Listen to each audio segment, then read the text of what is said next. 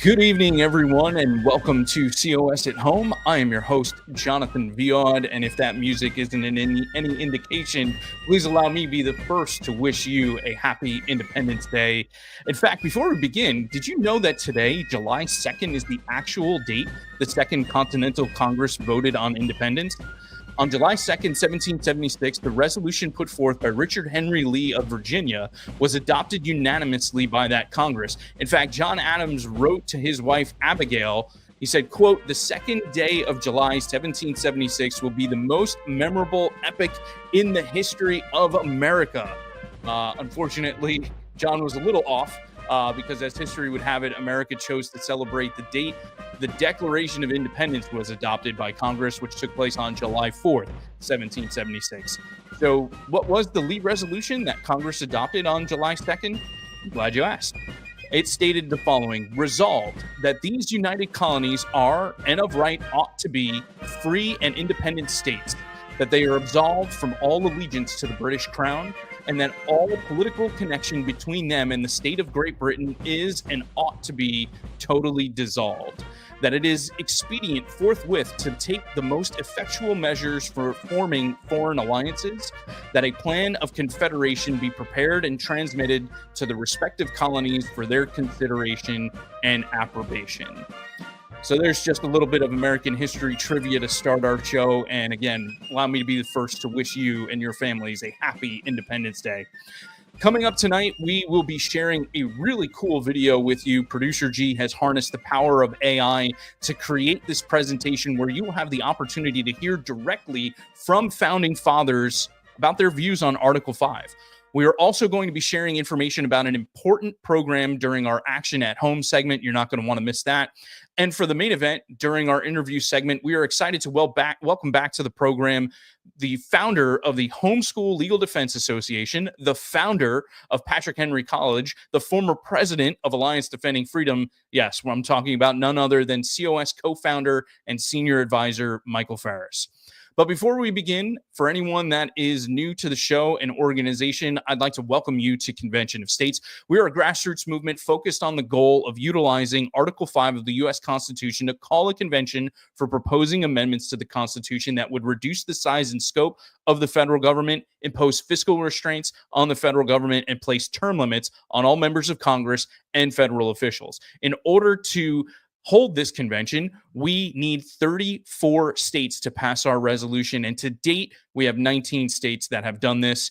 And so you're getting in at a great time, and we would love your help in getting us across the finish line and getting to those 34 states. But what I just outlined, that's our goal with Convention of States. But what is our mission?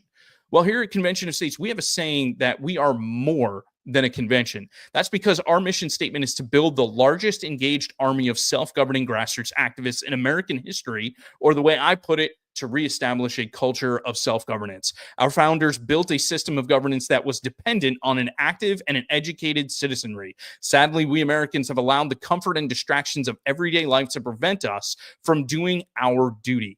Convention of States is focused on changing that and reigniting the fire of liberty inside every American citizen. We hope that you will join us. Okay, let's get it started. Now it's time for 5 for 5.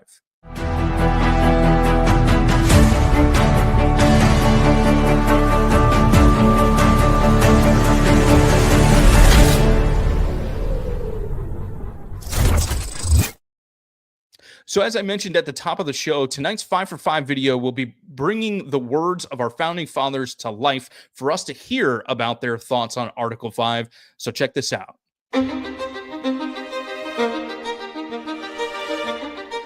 If, in the opinion of the people, the distribution or modification of the constitutional powers be in any particular wrong, let it be corrected by an amendment in the way which the Constitution designates. The ultimate arbiter is the people of the Union, assembled by their deputies in convention at the call of Congress or of 2/3 of the states. The final resort within the purview of the Constitution lies in an amendment of the Constitution according to a process applicable by the states. By the 5th article of the plan, we may safely rely on the disposition of the state legislatures to erect barriers against the encroachments of the national authority. Article 5 equally enables the general and the state governments to originate the amendment of errors as they may be pointed out by the experience on one side or on the other. It could not be known to the framers of the Constitution whether there was too much power given by it or too little. They therefore prescribed a mode by which Congress might procure more if, in the operation of the government, it was found necessary, and they prescribed for the states a mode of restraining the powers of the government if upon trial it should be found they had given too much. Amendments, therefore, will be necessary, and it will be better to provide for them in an easy, regular, and constitutional way than to trust to chance and violence. An ulterior resort is provided in amendments attainable by an intervention of the states, which may better adapt the Constitution for the purposes of its creation. 2/3 of the states can always procure a general convention for the purpose of amending the Constitution, and that 3/4 of them can introduce those amendments into the Constitution, although the President, Senate, and Federal House of Representatives should be unanimously opposed to each and all of them.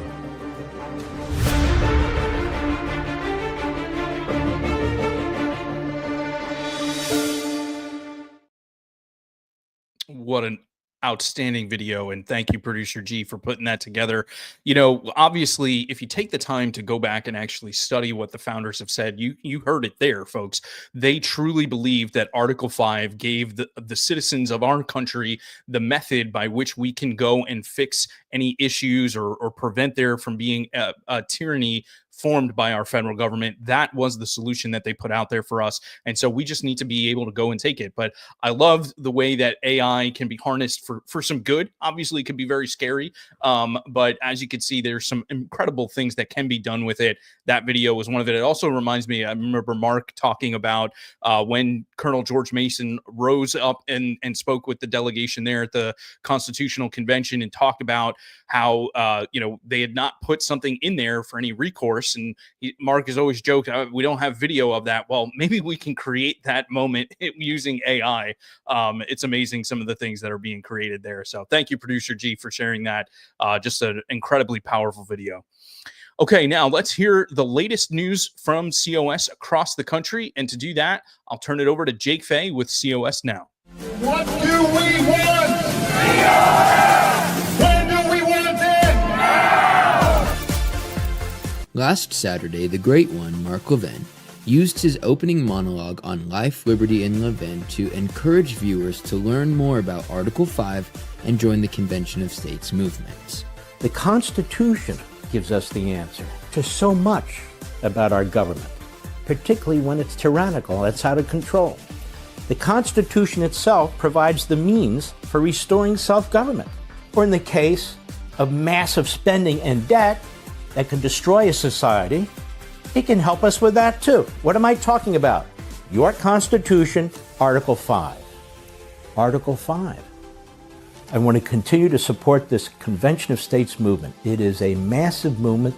It's the biggest movement in America that's never discussed. Elon Musk's X was abuzz with chatter about Convention of States, thanks in large part to Data Republican. Her posts generated over 1 million views. Last week, she appeared on Not the Bees podcast. This big, beautiful bill is not the problem. It's Congress. We need to start figuring out a way to do it without Congress. Why don't we do this without Congress? Because Congress is not interested in cutting the waste. What do you see as being the best way forward for that? We could have a convention of states. You know, we have around 19 states right now that we have convinced. We need around 15 more. And if it's done locally, I think maybe that's the only way I see a path forward. Convention of States is pleased to announce a partnership with the satire site Babylon Bee, which debuted a hilarious new video promoting our organization.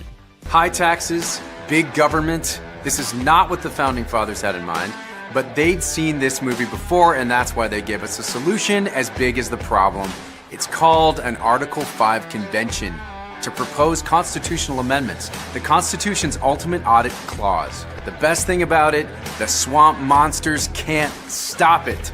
Millions of Americans have joined the movement, including J.D. Vance, Caroline Leavitt, and Vivek Ramaswamy. Let's audit D.C. into oblivion. and unleash America again. conventionofstates.com/B. On Tuesday afternoon, the Ohio Senate Committee on General Governments held its third hearing on Convention of States' application for an Article 5 convention to propose amendments limiting federal spending, power, and terms of office.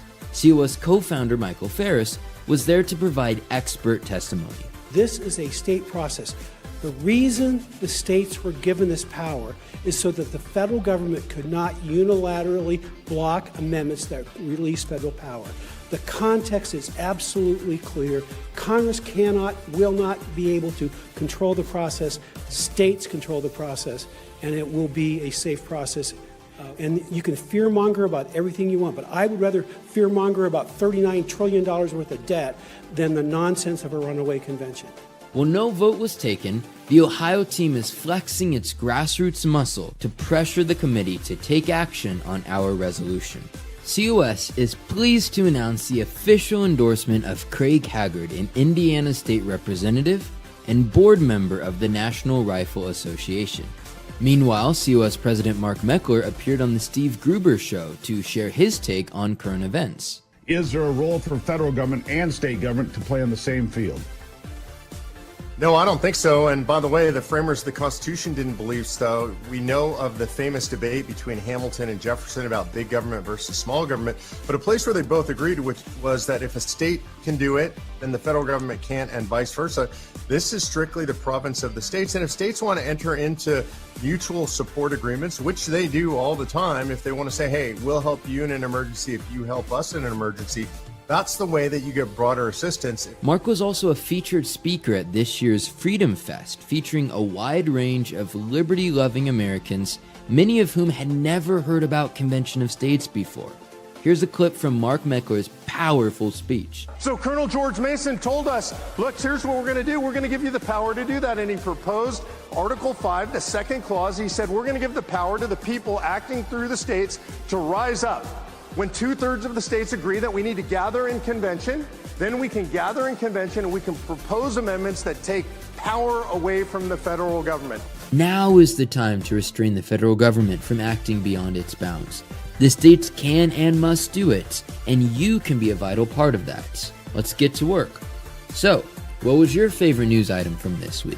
Let me know in the comment section below, and join me on Mondays for the latest episode of COS Now. Great stuff there from Jake. Thank you so much. And I do want to add one other thing that wasn't included in that video. In Louisiana, we were supporting F3 legislation in House Bill 371, which was a religious liberty bill. And that was passed by the legislature in June and signed into law by their governor on Friday, June 20th. Major tip of the cap to the Louisiana team for all of their hard work on that. We had over 500 actions. So that's emails sent and phone calls made to legislators and the governor that this was all done, those 500 actions by supporters of ours and activists in Louisiana. So well done to the Louisiana team. Also, great job there by the Ohio team being there, doing everything they can to try and get our resolution moving there in the legislature. Just an incredible testimony there during that Senate committee hearing, and hopefully we'll be able to see things moving there soon. We'll be talking a little bit more about Ohio later on in the program. Now, I have the great pleasure of welcoming back to the program the founder of the Homeschool Legal Defense Association, the founder of Patrick Henry College, the former president of Alliance Defending Freedom, COS co-founder and senior advisor, the incomparable Michael Farris. Mr. Farris, how are you doing this evening, sir? Well, I'm doing just great. It's good to see you. Great to be with you. Thank you so much. And like I said, it's an absolute pleasure to have you back on the program. So one of the big reasons we wanted to have you join us for this program tonight was to tap into your wisdom as a constitutional attorney for analysis on the Supreme Court decisions that were just released. I think first and foremost, I think we should begin with the decision the court made in the Trump versus Casa Inc. case, which centered on the 14th Amendment and birthright citizenship, as well as the universal injunctions issued by district courts. Through mid-May, district courts had issued 25 universal injunctions on the Trump administration's executive actions. That's 5 injunctions per month. Anyway, Mike, I've done too much talking here. If you would, tell us what the court decided in this case and what type of impact will it have on the country moving forward? Well, the case boiled down to the court's view of federal judicial power as granted to them by the Judiciary Act of 1789. So we're talking at the original meaning of our fundamental law, but it's one of the laws from the first Congress as opposed to the text of the Constitution, because the district courts are authorized by the Constitution, but they are created by Congress. And so Congress can control their jurisdiction. And so what the court said was basically district courts are there to decide the cases between the parties. They're not there as a political debating society, nor are they there to supervise government officials in a general sense. They're there to decide cases. Smith sues the government. You decide Smith's case. You're not deciding everything for everybody. And so they held that while district courts can certainly issue injunctions that protect the plaintiffs who ever brought any particular case, that nationwide or universal injunctions are outside the jurisdiction of federal district courts. And one of the things that this leads to is that the impact of forum shopping is limited pretty significantly by this. I did this analysis about, we'll call it a month ago. It's been a few weeks. But at the time, the New York Times has well, they did at the time, but the number was 287 lawsuits against President Trump's executive actions and initiatives that have been filed since January 20th. And at the time I looked at it about a month ago, of the 287 cases, 86% of them were filed in federal circuits. Those are the Court of Appeals. The way you do judicial forum shopping is you first look at the Court of Appeals, because the vast majority of cases are finalized in the Court of Appeals. The Supreme Court takes about 100 cases a year, and they're not going to take all 287 of these cases, much less 287 of any particular group of cases. They'll take just a handful of these cases at the Supreme Court level. So you first go to the circuit courts, and then secondly, within the circuit, you can decide which district within the circuit you want to file. And of that, 95% of the cases are filed in districts where the majority of the judges were appointed by a Democratic president. And in the circuit courts, about 85% were in circuits where the Democratic president had appointed a majority of the judges. Now, what this means is that the legal elites of this country don't believe that we're following the rule of law. They believe that we're following the rule of politics. And so, people are screaming that the president isn't following the rule of law. And, I as a lawyer, it's hard for me to get around people who don't want to always follow what courts say. It's ingrained in lawyers to take that as a given. However, when the lawyers who are the leading litigators in the country are doing this kind of judicial forum shopping, they are telling everybody, this is not a legally fair process. This is forum shopping.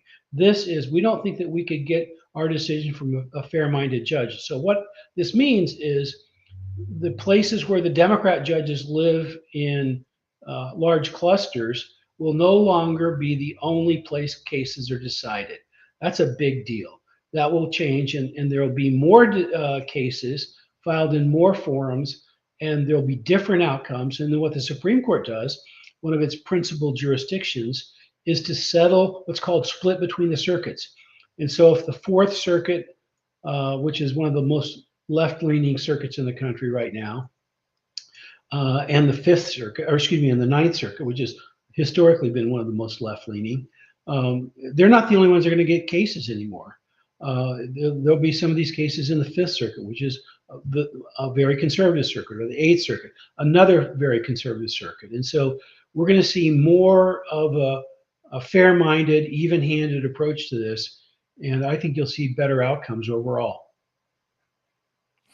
So does this ruling now, how does it impact these injunctions in particular for the Trump administration? Because I think I just saw something in the news that there was yet another ruling by a district court judge who is an Obama appointee saying that the president wasn't adhering to immigration law or question his authority as it related to dealing with asylum seekers at the southern border.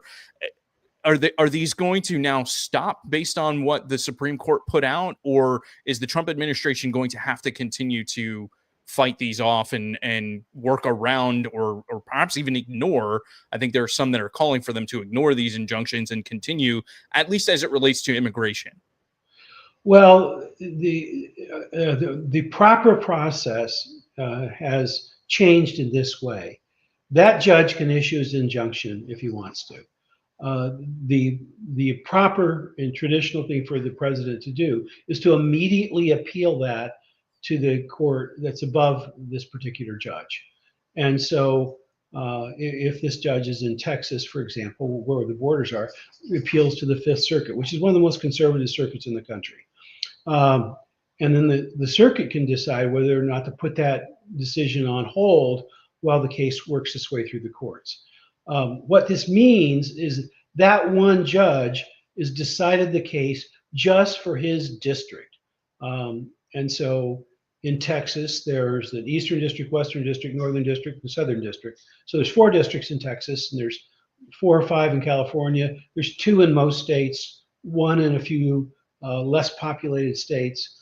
And so, you know, it never is bigger than one state when a district court rules in this manner. So his injunction will be valid until appealed, but only in his district. And that's a huge reduction because whatever he said has no application in the rest of the country. Yeah, that seems like a really, really big deal. So 2 other decisions from the Supreme Court that caught my eye, I think had a common theme. In Mahmoud versus Taylor, the court ruled that parents have the right under the First Amendment to opt their kids out of LGBTQ plus content in public schools. And in United States versus Scrimeti, the Supreme Court upheld the Tennessee state law that bans gender modification surgery on minors. The latter case was also one in which you, Robert Kelly, and Rhea Peters filed an amicus brief on behalf of Citizens for Self-Governance. There are some who would look at these cases as anti-LGBTQ, but to me, these decisions strengthen religious and parental rights. And as the father of a 5-year-old, I think both religious and parental rights are fundamentally important, particularly as our country becomes even more deeply divided over these cultural issues. Perhaps I'm oversimplifying the results of these cases, but what are your feelings about these decisions? And tell us why CSG chose to file that amicus brief. Well, how I feel about them is yes! I go out of my uniform here. These are great decisions. Now, to be really precise, Rita wrote the brief. Robert and I helped edit and give her suggestions. So in the Scrimeti case, on behalf of National Religious Broadcasters, I did actually write a brief in the Mahmoud case, which Rita then edited for me. So COS was involved behind the scenes on that one, and so we kind of work as a team, and we file for COS some of the time, and for National Religious Broadcasters, I file some of the time. But in any event, let's talk about Scrimeti first. It's based on the power of states to make healthcare decisions. That's really important because what's going on is an area where we're talking about dangerous surgeries. This is not about adults. If adults want to mutilate their bodies, there are different legal standards involved than when it's kids. These poor kids are being subjected to adult manipulation to try to advance the worldview and political views of some pretty messed up people. And Tennessee was able to say, look, we're not going to let you do that. These are dangerous procedures. And the Supreme Court said that this is not an area where the medical or scientific community is overwhelmingly on one side. The better science, I think, is clearly on the side of this isn't a safe or appropriate thing to do to kids. But there are dissenters, of course, and those dissenters, I believe, are politically motivated as opposed to for the good of kids or for the good of science. But nonetheless, the fact is there's a difference of opinion. And so the question is, how do you make decisions about safe medical care when there are divisions of opinion? And the answer is, you don't let people do nasty things to kids. The traditional rules kick in, and Tennessee was held to be within the power of the state to protect children from experimental, dangerous treatments. And no one can say it's anything other than experimental in character. No, whether it's dangerous or not is, to a degree a matter of opinion, but not a matter of opinion to the many, many people who have gotten out of this lifestyle and said that their lives are ruined by adults who force them or coerce them or coax them into undertaking transitional treatment. So that was a very important and very good case, and Rita did a terrific job in that brief. In the Mahmoud case, this is really big time vindication for me personally. I litigated in the 1980s probably the most famous case that was on the other side. It ended up on the other side of that. It was called Mozart versus Hawkins County School District. It was in the press. It was called the Scopes 2 trial, which was a misnomer by a long shot. In that case, in the Mozart case, it was a reading series in question, first through eighth grade, and the school district stipulated that the books violated the religious beliefs of the parents. The trial judge ruled that the books violated the religious beliefs of the parents, and that the parents should have the right to opt their kids out of these offensive books. But the school district appealed, and the Court of Appeals, the Sixth Circuit at the time in the early 1980s, ruled that it did not violate parents' rights to force their children to read books that violated their religious belief as a condition of attending public schools. Well, all that got turned upside down. The Supreme Court refused to take my case in the 1980s, but now,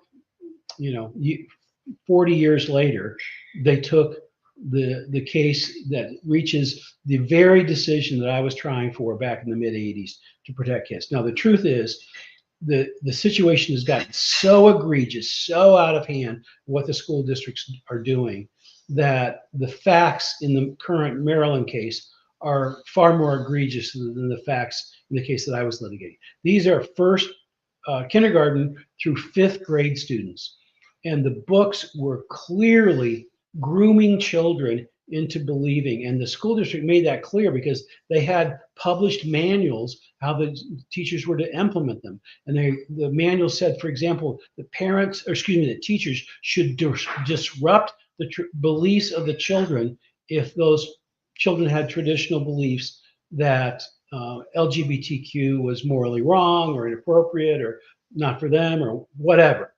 Anytime the children expressed something less than full embrace of the woke value system, they were being taught. This was full-on indoctrination. And one of the things I argued in my brief is that the public schools have been given a tremendous amount of authority, but it was done on the idea that religious neutrality was in place. And I pointed out how neutrality was pretty much, up until now, a one-way street, that when people wanted protected from conservative ideas, the courts were very solicitous and gave parents a lot of leeway to block conservative teaching in schools. But when conservative parents came to help on the asking for neutrality, up until this last week, they were thrown aside time and again. And so this case was a tremendous victory for parents. It was based on religious freedom with a blend of parental rights. And the decision is just a tour de force and will change what goes on in parents being able to protect their kids in the public schools in a tremendous number of ways. A bunch of cases that were out there, and they were just horrible cases collected in the last 40 years, have all been overturned by the terrible practices have been overturned by this terrific decision. That is fantastic. I didn't even realize all of that history, and it gets me even more excited. I think the way you responded when I first asked your feelings was perfect, because this is exactly what we need to see happening in our country. We need to see this type of protection for parents, and for religious liberty. And it's just a shame that we've gotten to this point in our nation, but it's nice to see the Supreme Court take this stand and provide these protections. Mike, were there any other Supreme Court decisions from the last few weeks that you thought were important and should highlight for our audience, or perhaps you have any big picture analysis or takeaways from what has been decided by the Supreme Court?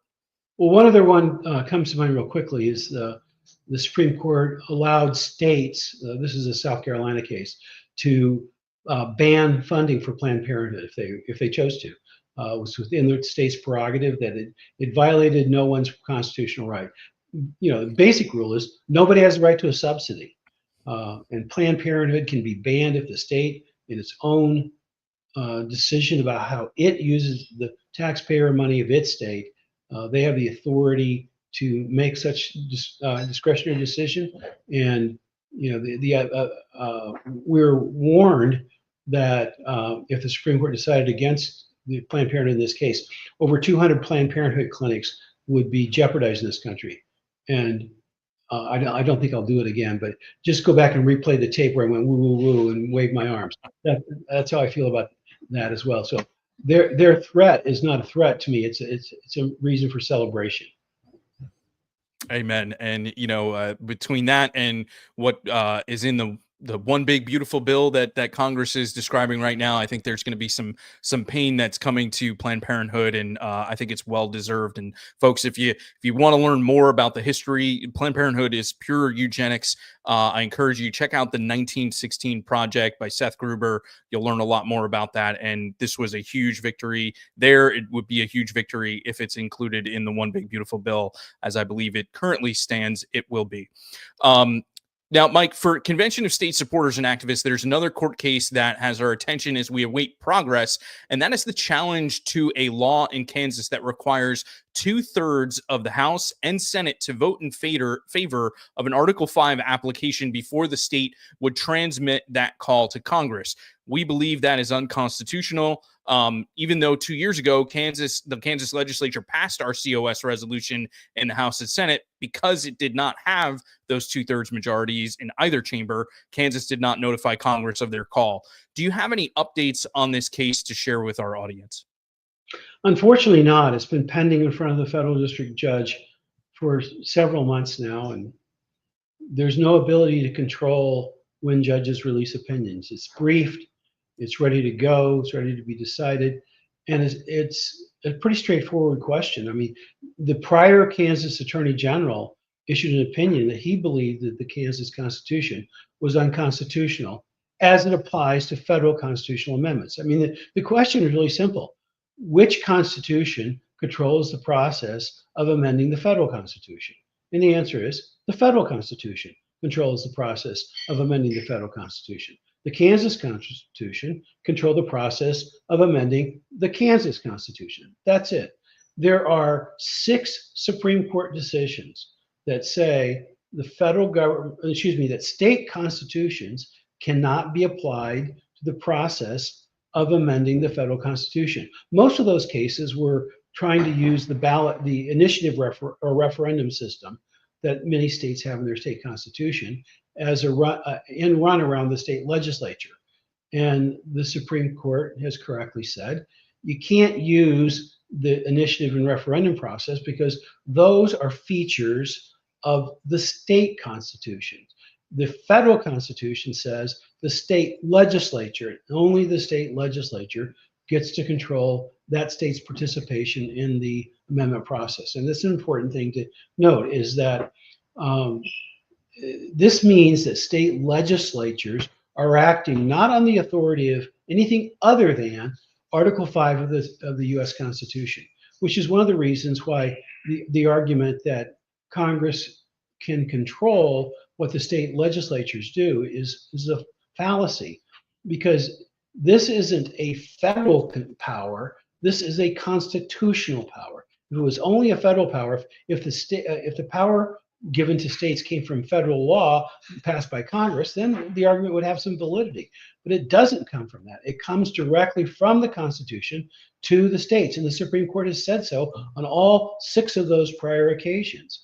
And so the idea that state legislatures act directly under the authority of the U.S. Constitution, and Kansas can have a 2/3 majority rule all it wants for the state constitution, but it cannot do so for the federal constitution, because it's imposing a different set of rules. It could change those rules and have anything in there, but including giving away the power to somebody other than the state legislature. That's not going to happen. The federal constitution sets the rules for amending the federal constitution. It's as simple as that. It is as simple as that, and it makes a lot of sense. So we will definitely be praying for some movement there in Kansas. And folks, if you would, please pray for our Kansas team, as I'm sure they are chomping at the bit to see that moving forward. Well, Mike, while we're on the topic of constitutionality, I thought it would be appropriate to ask you about the recent airstrikes on Iran ordered by President Trump. There are some members of Congress, both right and left, that believe his actions were unconstitutional. And I could think of no one better to settle this dispute than you. Does the Constitution give the commander-in-chief the ability to strike enemies like Trump ordered? The answer is it depends. Congress, of course, the president controls all military actions. That's the easy part. The question is, who properly declares war? And so the question is muddled by history. Unfortunately, the United States Congress has not declared war since World War II. We've been in an awful lot of prolonged wars, Vietnam and Korea being the chief examples of that, the Iraqi War, and so on. Congress never declared war in any of those situations. There was in Iraq a piece of legislation that was passed by Congress that I think constitutes a declaration of war, but it was not formally acknowledged as such, as a declaration of war.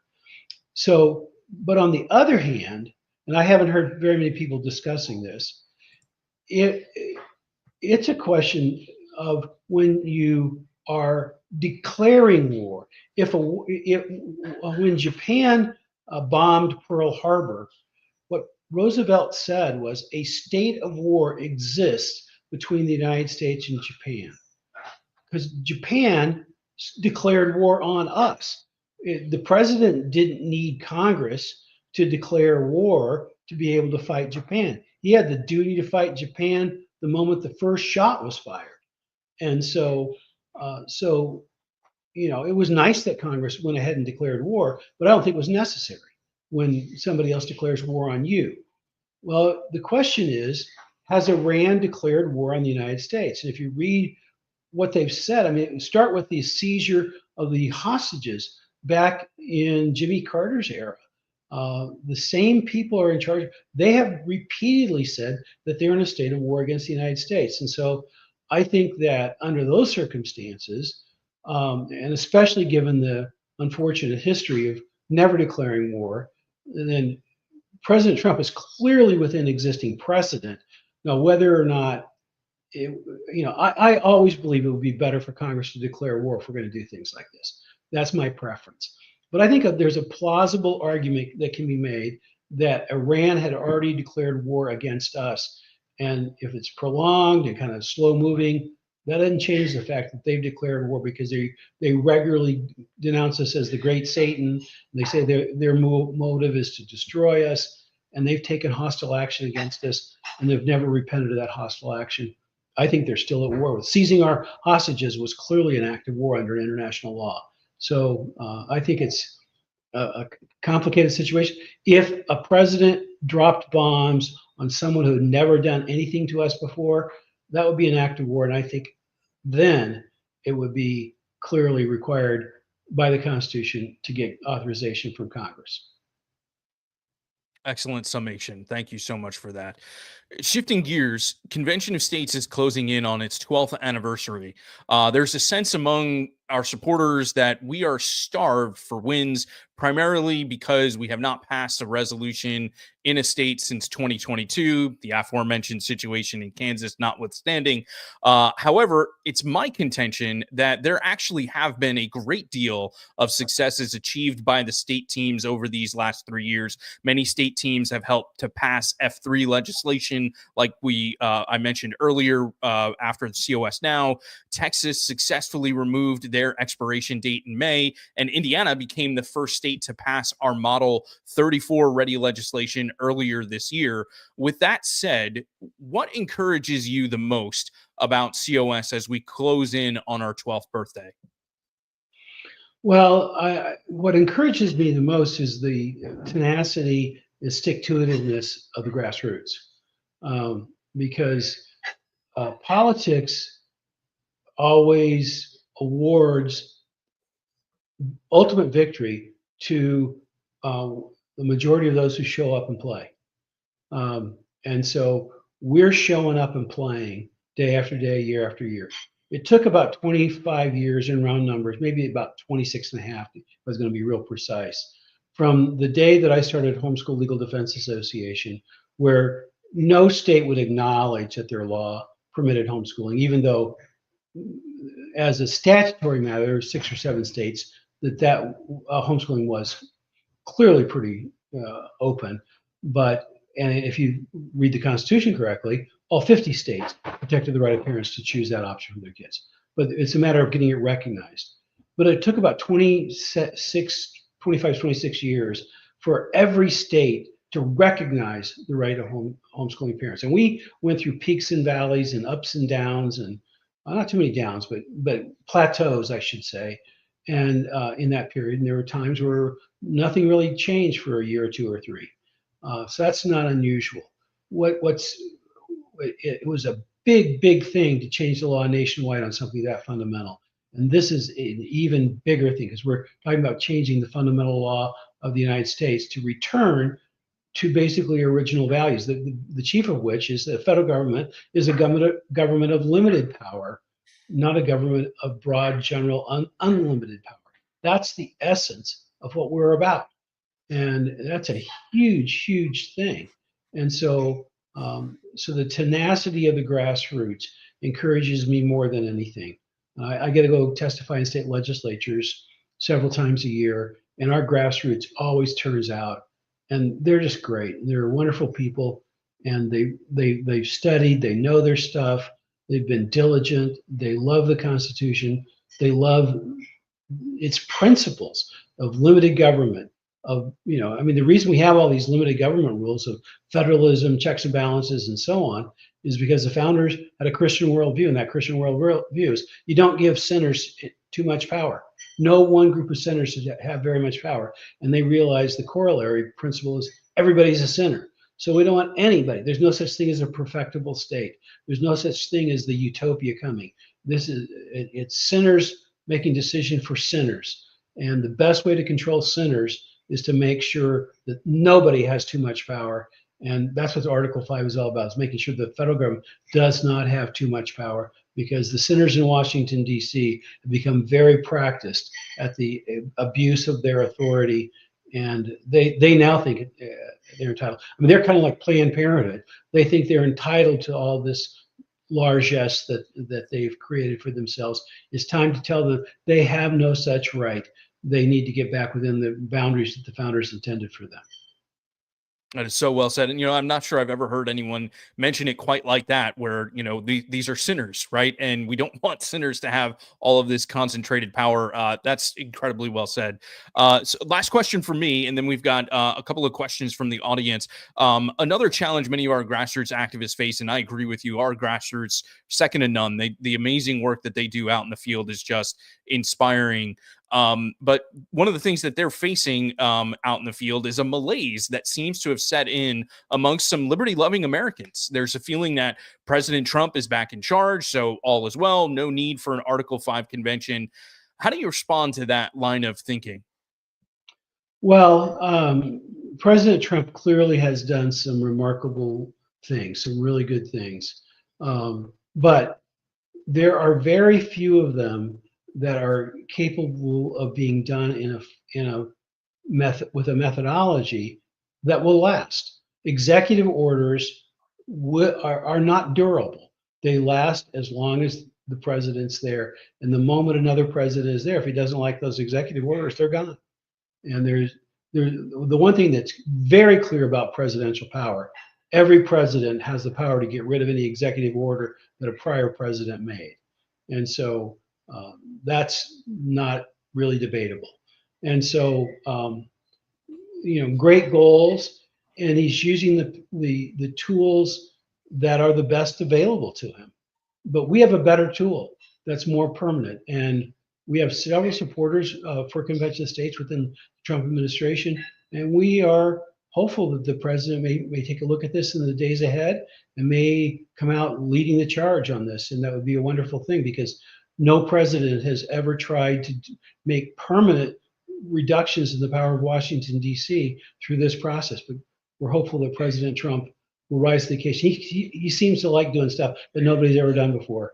And so we're hopeful that will happen. But obviously, I don't have any guarantee of that. And I don't have any, secret way of, tapping Morse code to the president or something that, Yeah, I have heard that about him. He does like to be the first and doing things that no one's ever done before. Believe him. I think the point that you made about the executive actions being overturned by another administration is one of the glaring reasons why we need to get this done through Article 5. And even when we're looking at this fight over the one big beautiful bill, Elon Musk has brought up some, I think, fair criticisms that this bill is not going to cut the spending. Spending is going to increase. There's some great things in the bill, but if we want to see the type of change that's going to really turn this country around, the only way it's going to be done is through Article 5. Congress is just not willing to do that, regardless of which party is in power, regardless of the majorities that they might have. They're just unwilling to do it, so we, the people, have to demand it, and the way that we can do that is through Article 5. Now, Mike, we have a segment that we do each show where we ask our viewers to submit questions to what we call the Minutemen Mailbag. Tonight, since we have you with us, we thought it would be great to field some questions for you. So let's go ahead and open up the Minutemen Mailbag.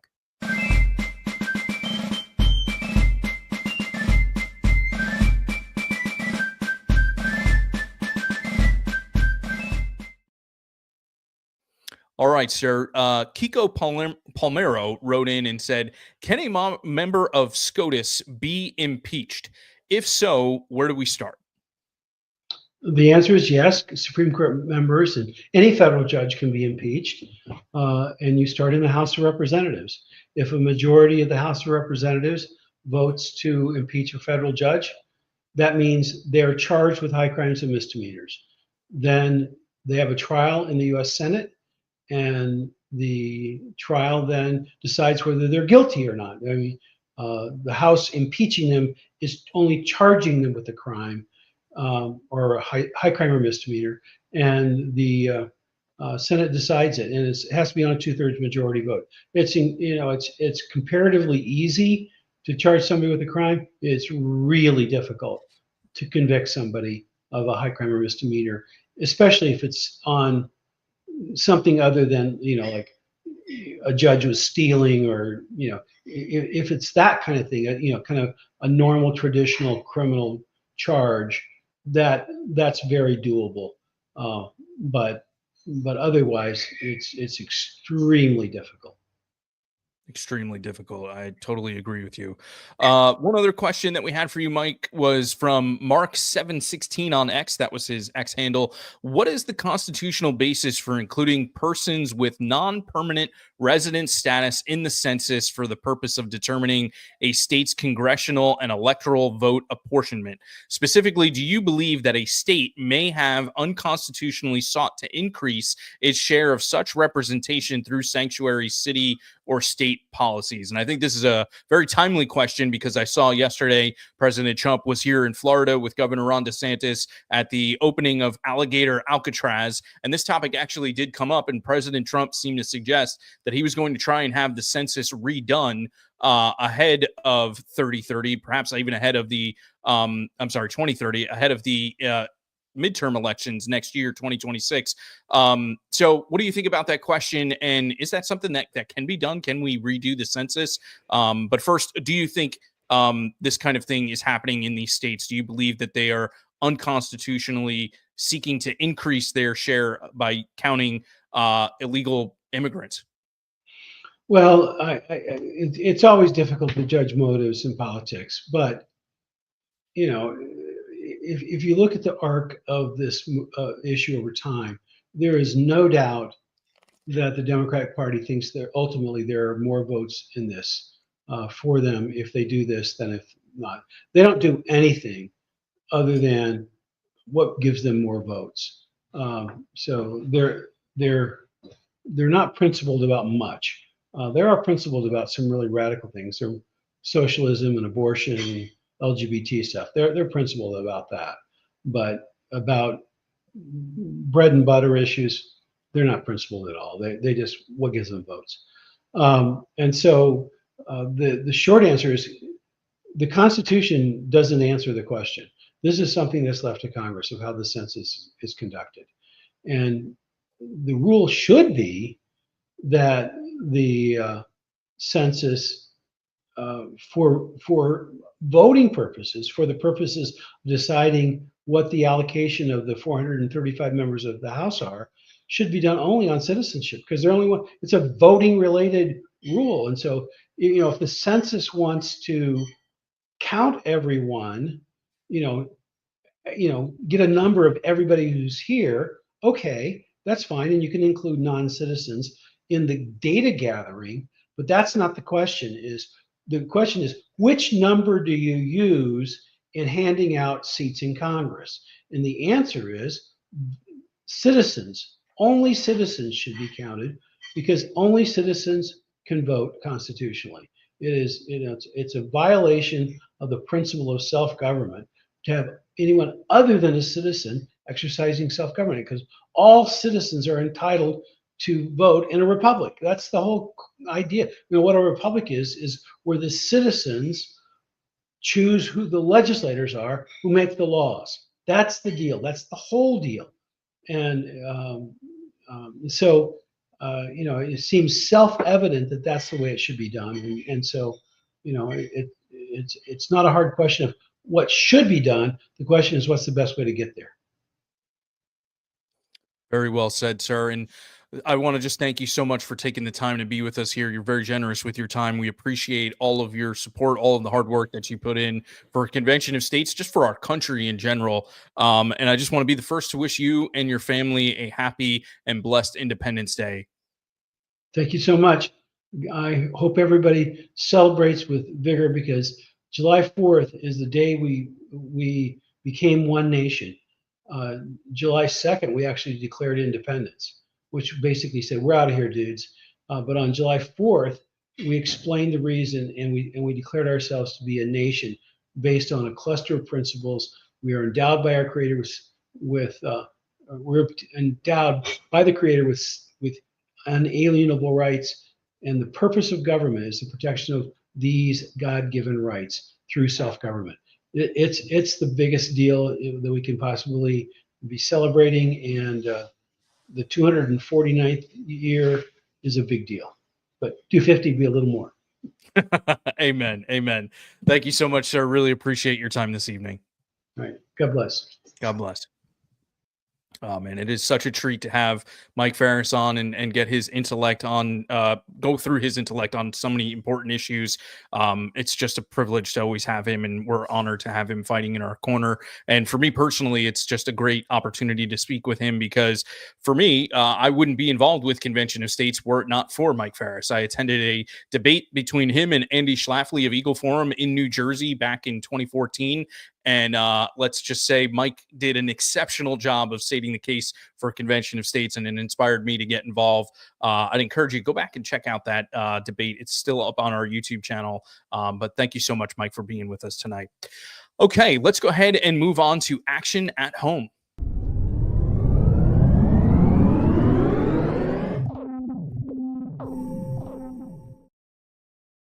All right. So one of the best ways we can honor the founding fathers is by preparing the next generation to be the guardians of our American legacy. Convention of States just does just that, easy for me to say, through our Emerging Leaders program. Joining me now are two of the three leaders of our Emerging Leaders program, ELP Development Coordinator Jack McPherson and ELP Administrator Danny Landafar. Jack and Danny, how are you both doing this evening? Wow. Excellent. Jack, it looks like your microphone might be muted, sir. Are you there? I believe I've unmuted it, yeah. Okay, all right. So, Jack, if you would, please describe the ELP and perhaps give us the mission statement for the program. Absolutely. Our mission statement is we seek to inspire young men and women to be strong, virtuous citizens who will serve their generation as servant leaders, preserving liberty, defending truth, and promoting justice. And the program is 100% devoted to that. And we do it through 4 key elements that we cover during the whole academic year that our interns are a part of our team. We first delve into servant leadership, and that provides, it cultivates a life of devout moral leadership through self-gift and service. And we move into discussing and sharing with them the Western heritage. And we explore the moral, intellectual, and personal foundations of Western and American society. And we take an examination at the development of philosophy and human anthropology from antiquity to the Renaissance. And then that takes us to our third element, which is discussing the Constitution. We take a look at a course that might be familiar to some of our audience out there, Constitution Alive. And it's a brilliant handoff from the Western Heritage discussions into the Constitution Alive courses, because then we see in America the consequences, the structural consequences of the philosophical, anthropological development of that took place that founded the West. And then finally, we move into case studies in American statesmanship. We take a deep look at some cases of statesmanship, in particular, people like James Madison or President Lincoln. We take a look at how they led with prudence through pivotal moments in U.S. history. And then overall, during the whole year, interns will connect with key organization leaders like Mark Meckler and Mike Farris, who was just on. And those are incredible opportunities to meet those giants within the movement. But we also give them access to a network of all of our alumni, all the people that have come through this program. They gain access to communicating with them and building a network with them. And then additionally, we connect them with friends of ours for the next step in their journey. The interns that come here, they come here to us for an academic year. And then after the equipping and the great spiritual and leadership formation that they get from us, that is what equips them for the next part of their lives. And so we give them all the networking opportunity that we can to do that. Finally, the internship culminates in a intern class-wide trip to Washington, D.C. And what we do is we make a pilgrimage there, pretty much, come together in fellowship, and we make visits to significant sites, and we meet with friends of ours across the federal government, which is always a wonderful time and a place of real friendship development and beauty. I just have to say, what we have here in the Emerging Leaders program, obviously I'm biased. I was one of the first interns to do this thing, and then I was brought on to help give it more and more of its structure over time. But this is a transformative, world-class experience, and it fosters lasting and professional growth. I don't know of a program that's more ambitious than this one, and that is not only super ambitious, but actually accomplishes all of its ambitions within our classes of interns. So, man, just so glad to be able to talk about it. I appreciate it, Jack. And I've seen some great pictures over the years of that trip out to Washington, D.C., and it is definitely very special. But Danny, despite what Jack says, look, there are a lot of different political organizations that have internships. How does ELP stack up against those? How is it different than all of these other political internships that are out there? Absolutely. What truly sets the Emerging Leaders Program apart is the investment we have in the lives of our interns. We really invest and focus on mentoring them and growing them professionally and personally. We do expect our interns to have a strong level of responsibility, accountability, and self-governance, but we do prioritize a professional and personal growth in their lives. The hands-on work within their departments is a significant part of the experience, but we really want these interns to come in humble and hungry to learn and grow, and we really focus on doing that for them. Another side of that is, while this is a political internship, the people that come into the program don't necessarily need to be pursuing a career in politics. We've had many interns in the past who have pursued careers in technology, music, law, just to name a few. They've pursued different career paths, but they come into the program for the professional development. So as long as they come with a humble heart, a heart hungry to learn and grow, a passion for our nation, and a passion to be well-equipped, proactive citizens, we are confident they're going to thrive in this program. So well said. So lastly, for both of you, you've both had the opportunity to go through this program. And so I've got a question for each of you. And Danny, we'll start with you first, if you don't mind. If you could boil down your experience to one takeaway that has lasted with you, what would that be? It's very hard to say because there are so many takeaways that I came out of the program with. But the biggest one I'll say is I did come out a well-informed and proactive citizen. That's the number one thing that I wanted coming into the program. I loved our country. I've always been a passionate patriot, but I recognized that I had a knowledge gap. I wasn't a well-informed citizen. I didn't understand the facets of our Constitution. I didn't know how to be a good statesman. I didn't understand the political philosophy that shaped America. So coming into the program, I was equipped with that information. And I learned that citizenship goes beyond just having a piece of paper. Citizenship is seeking out the betterment of your country. And you can only do that if you're a well-informed person who understands the values that have shaped our country. And that's what the Emerging Leaders Program does. It equips you with that information, and it also equips you to be able to go out and enact meaningful change, not just in our communities, but also in our country. That is beautiful. Jack, how about you, sir? I would say that life is about self-gift. And through the gift of self and through serving others, that is where you will find your true self. That's a very personal thing to say, but that's definitely my biggest takeaway that I got, especially when I was an intern. And over this time, I've continued to take that element away from this. But if you extrapolate that out to the whole of Western society and to the American people, to our country, to our Constitution, it makes sense. The West was founded on self-gift. It was founded on the greatest act of self-gift, the crucifixion, death, and resurrection of our Lord Jesus Christ. And that is what the West was founded on. And it was the philosophical and anthropological consequences of that that led to the founding of the American Republic. And if you want to be a good statesman, you want to start leading yourself.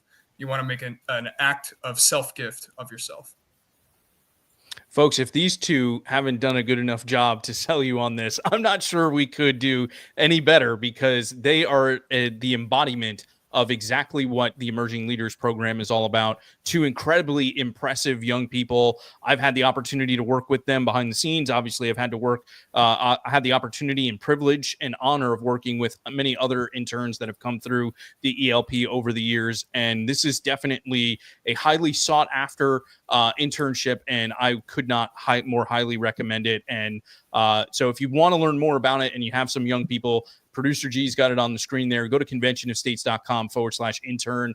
There's still some time. When's the deadline for applications? Danny, Jack, either one of you, what's the deadline?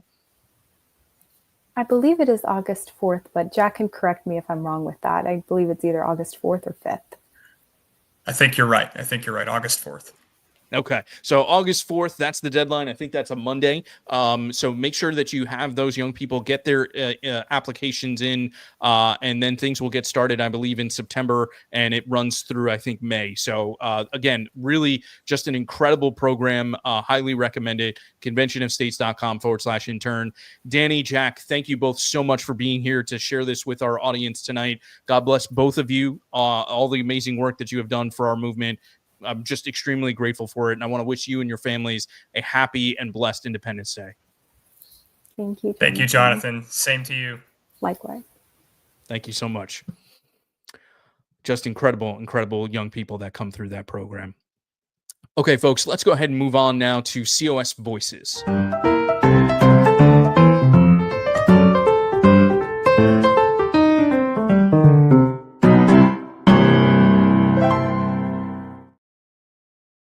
All right, so tonight for COS Voices, we have a great clip from some of our amazing activists that make up the Ohio team. They're going to be sharing why they have dedicated their time to this movement. Let's listen in. So I went online and I checked the box that said volunteer. About 10 minutes later, Bill Scott called me and wanted to know how I could volunteer. And I came out of the conversation a district captain, and I've just loved it ever since. It's lots of hard work, but it's very rewarding. And to not do it, you're letting your future down. You really, truly are. They will not have a country if we don't do this. When people ask me why did I get involved, because it just makes sense. I'm concerned for my grandchildren again. Once you hear that it's already in the Constitution, it's already available to us, why not utilize it?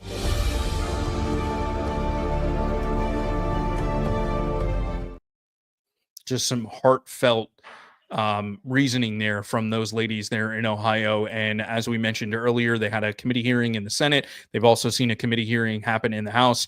We want to continue to see that movement move, our resolution move forward through the legislature there. So if you're in Ohio, highly recommend you go to conventionofstates.com/act, sign up, become a member of the team, help us get things moving there. And God bless all of the Ohio team members and everything that they're doing out there. We really appreciate all of our grassroots activists. And I should say, wherever you are in the country, you want to get involved in this movement. So make sure you go to conventionofstates.com/act and sign up today to become a volunteer. All right, folks, we've reached the conclusion of our program. Just a reminder that all of our COS at Home shows air live on the first Wednesday of every month at 8 p.m. Eastern Time.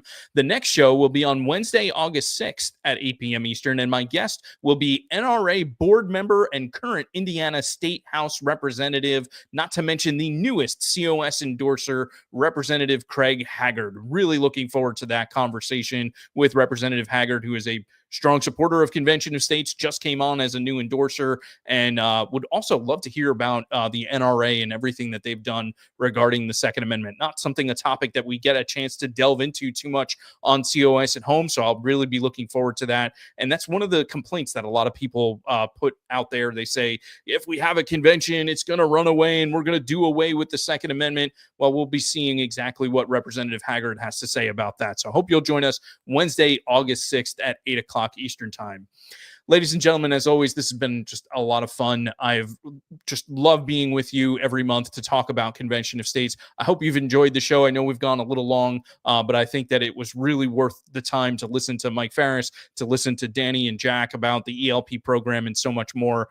Thanks again to Mike Farris for joining us tonight, and of course to Danny and Jack for joining us as well. A big thanks, as always, goes to the legend Producer G for all of his hard work and everything he does behind the scenes to make this show useful to you and run smoothly. And of course, that incredible AI video. Really appreciate everything that he does. But the greatest thanks of all, as I say at the end of every program, ladies and gentlemen, goes to all of you in our audience, our supporters and activists of Convention of States and the Article 5 movement. It's important to remember that despite all the problems we face as a country, regardless of the injunctions that are filed against President Trump or other things that are out there, the slings and arrows that come our way, despite it all, the solution to the problem are you and me. We, the people, we have the ability to solve the issues that face our country. So thank you for being here. Thank you for being with us. Before we close out tonight, I thought it would just be appropriate, and Producer G, I'm going to hit you cold. I don't know if we can get that amazing music back on, but I think it would be great to close out the program reading the closing paragraph of the Declaration of Independence. And listen carefully, because some of the words may sound a little familiar to what we talked about earlier. We, therefore, the representatives of the United States of America in General Congress assembled, appealing to the supreme judge of the world for the rectitude of our intentions, do, in the name and by authority of the good people of these colonies, solemnly publish and declare that these united colonies are, and of right ought to be, free and independent states, that they are absolved from all allegiance to the British Crown, and that all political connection between them and the state of Great Britain is and ought to be totally dissolved, and that as free and independent states they have the full power to levy war, conclude peace, contract alliances, establish commerce, and to do all other acts and things which independent states may of right do. And for the support of this declaration, with a firm reliance on the protection of divine providence, we mutually pledge to each other our lives, our fortunes, and our sacred honor.